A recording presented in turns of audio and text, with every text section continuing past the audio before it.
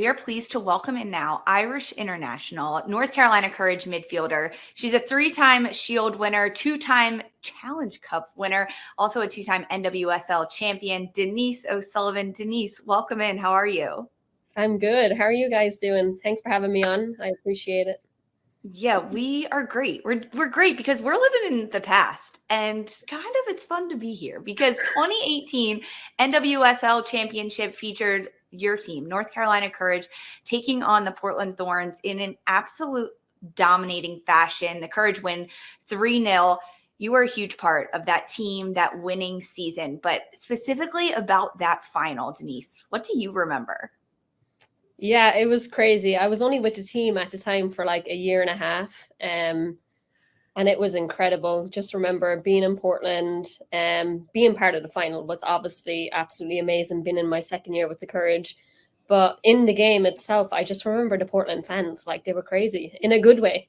It was like an amazing atmosphere. It was like a game that was almost in Europe, like that kind of atmosphere, getting a lot of boos. And I love being part of that game. Just like teams booing us, fans booing us because we were good. We were so good at the time. So it felt really good. And then to go on and win the game was it was very special.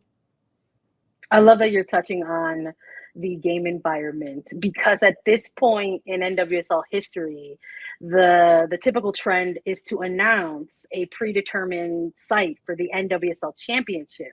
So you never know until you know. And in this season, the 2018 Courage went on an incredible run, and all of a sudden they found themselves having to play a championship final in Providence Park. Where at this point in history, there's a bit of a rivalry between these two clubs. So maybe the concept of a neutral site isn't something that actually exists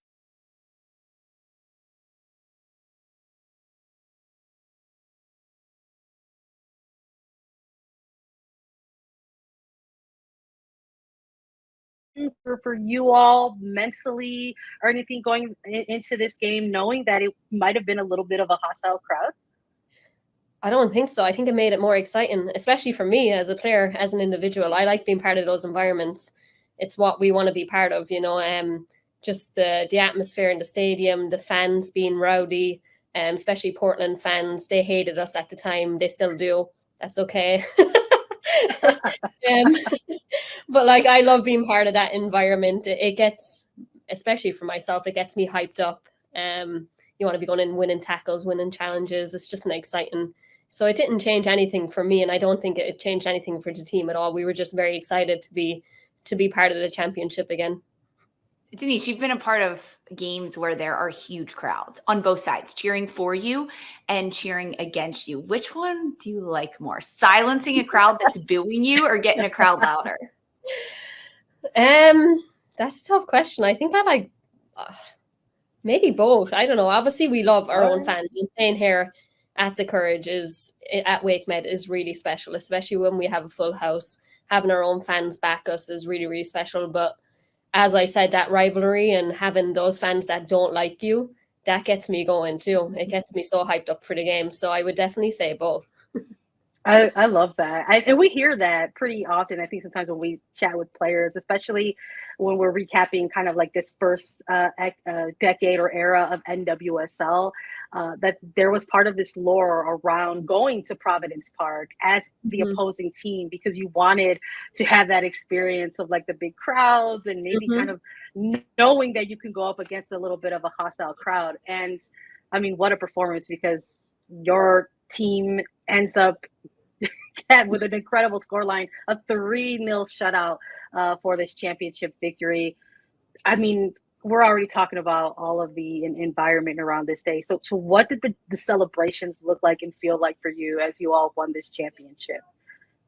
I mean, when the final whistle went, yeah, we just celebrated so hard because, as I said, the fans were like diehard and we went and dominated the game. So it was it was really special to be there and do that. I was loving every moment of it. But yeah, I remember all of us just came together at the end of the game. It was obviously great to win, and we were all just such a close-knit team, and to celebrate with each other was really special, and to be in Portland and do it in front of their fans was nice. Denise, that was the second trophy that team had won that year, because for the first time ever, the same team had won the NWSL Shield and then the championship. And you guys just didn't like squeak by and win the Shield. You crushed it. You were 15 points above the second place team, which was Portland Thorns.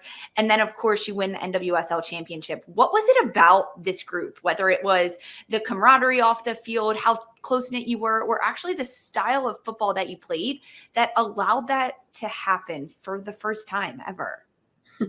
Yeah, I think there was a number of factors. I think we had world-class players. I mean, we were absolutely stacked. We had Sam Lewis, we had Crystal Dunn, we had Dabinia, we had Jess Mack, I mean, Lim Williams. There was so many players on that team that were just world-class and complemented each other really well. And I also think, we were a close-knit side, and we showed up to training every day with a really good mentality. And I think we just wanted to get the job done. And we were so focused on just showing up and getting better. And I think we never really spoke about the championship throughout all the seasons. Like, it didn't come out of our mouth really as players. We just wanted to enjoy it and enjoy the every day and the hard work. And that will get us places. And I think that showed in the end. How would you describe the style of football you guys played that year? I think it's different. I think we were a different team to what we are now completely. I think back then, and even when I first came into the league, it was all about transition. And I think we were a transition team then. I think we had players like Lynn, we had Jess. We were a very high pressing team. Every single moment we would press really high, win the ball up high, and then go. So I think we were very transitional at the time, for sure. I was going to say something that has been really fun for me going down memory lane is looking at some of the tactical things, and we really start to see in 2018 at this the cementing of what is this Courage team. We see that box midfield. We see you helping to regulate things in that middle third. Sam Lewis doing incredible things. You touched on Lynn Williams and Jess McDonald as well. And Lisa rightfully points out this very big gap between first place and second place for this Shield win. But something that also I'm reminded of in this 2018 final is that it wasn't necessarily an easy journey for this team, even though all of these numbers behind it maybe look like it was. And I recall in 2018 how the semifinal that you all played in got relocated to Portland due to hurricanes, and then you ended up staying for the final. So there were some things that this locker room had to go through. What do you remember about having to navigate this kind of complex postseason after achieving what you all achieved during the regular season? Yeah, it was crazy. As you said, we did go through a lot that year as a team, went through a lot of adversity, especially with that semifinal being relocated. I mean, you're supposed to be playing at home, a real advantage playing at home, and then the semifinal gets moved. So it was definitely crazy, but I will always come back to the mentality of the team. It was pretty high back then, and just having that kind of season was really special. But yeah, postseason, you're thinking we have to go and do this again. It puts more pressure on you, but that's what you want as players, and that's why we do it. We want to win. We want to win championships. So it was definitely a very special team. You've touched a lot about all the superstar players on this roster. You can't forget yourself, Denise. Come on now. We're giving you your flowers here. You just got to accept them because you were also part of this. But we had the pleasure of speaking with Jess McDonald a few weeks ago for one of our other segments that we did. And I mean, she's the best. She's a character. She goes in hard for tackles. And in this championship game specifically, she ends up with a brace. And the goals that she scored, holy cow. She's like coming in out of nowhere to get these done. She ends the year leading the league with 8 assists. She gets the brace in the final.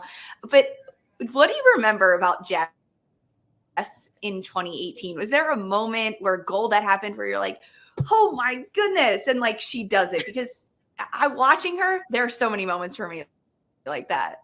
Yeah, I mean, Jess was incredible. She still is. But I think I just remember Jess from the minute I came to the Courage, like on the pitch, but also off the pitch, how welcome she made me feel, how much like she was a fantastic leader. And then on the pitch, she was incredible. She was technically gifted. She scored a lot of goals. She was strong. She was quick. She was a pressing, like her presence up top for us, pressing off the ball was absolutely phenomenal. So I always looked up to Jess when I played with her, and she really took me under her wing as well and helped me, become comfortable in the team. So looking ahead a little bit, Denise, we don't want to eat too much more of your time. You've already given us so much. Here we are in 2024. You are a face of this franchise. 7 years later, still with the Courage, and this team has found themselves once again potentially in the hunt for another championship. They've already clinched a spot in the postseason. In your journey with this club and in the league specifically, from 2018 now to 2024, how would you say the level of football has perhaps changed in the league? Mm-hmm. Yeah, I think we're starting to get a lot more international players coming in. I think it's really up in the standard and the level of this league. It's becoming really, really good. But when I first came into this league, I think I touched on it. It was a very transitional league, and I do see teams slowly starting to become more technical. And I think coaches want their teams to play more. And I think we're an example of that here at the Courage, the way Sean wants us to play. I think we are a possession-based team. We want to play football, and we want to pass the ball and play a beautiful game. But I also see other teams doing that also. You see the ex-Barcelona coach coming into Washington, and he's trying to transform Washington as well into this team that is a passing team. So I think I do see the league going more in that direction. I mean, there's still a lot of teams with high-level players that can play the transition game, and they're really, really good at it. So that's the style they're going to stick to. But I do also see other teams starting to try and play possession-based football in this league for sure.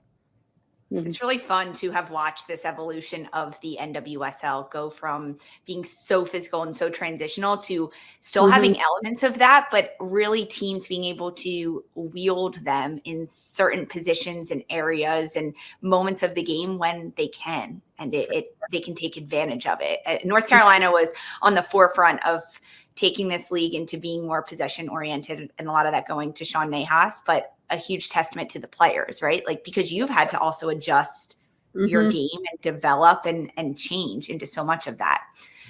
So we're talking about this 2018 North Carolina Courage team. And it's fun to think about that team then in its prime, everything that was happening, and how they would fare today in the NWSL. So 2018, North Carolina, Shield winner, NWSL champions against 2024 Orlando Pride, Denise. Who wins? You can thank your teammate, Jess McDonald, for this question. I'll take us all day. 2018. Let's go. Yeah. Let's go. I have to say that. I mean, for sure. I mean, credit to Orlando. They've transformed. That club has really come on heaps and bounds. Barbara Banda has done amazing things there, and also Marta. You can see Marta; she's had the best season of her life, I think, in this league. But I definitely would take us 2018 over them for sure. I love it, Denise. I kind of knew you were going to say that, but I love it. It's true. It's hard to disagree. I know it's impossible for that to happen, but I want that game to happen so bad. Let me see it. Maybe we can get simulator or something. We'll find out. We'll yeah, there's AI out there. Okay, Denise, attacking third, we are creating a playlist, adding music to it that we get and suggestions from players just like you to our own personal attacking third playlist. So I've got to know, what is one song that is on your pregame playlist or that you constantly find yourself listening to right now that we've got to add to ours? Drake, Back to Back. Oh, Came ready. I love that. Absolutely love it. Gets me so hyped. I love it. We're adding it to ours. We're going to play it before shows, play it before we do things. Denise O'Sullivan, thank you so much. Good luck the rest of the way with North Carolina this year. Keep going. Keep fighting. Excited to watch you. Thank you so much. Appreciate it.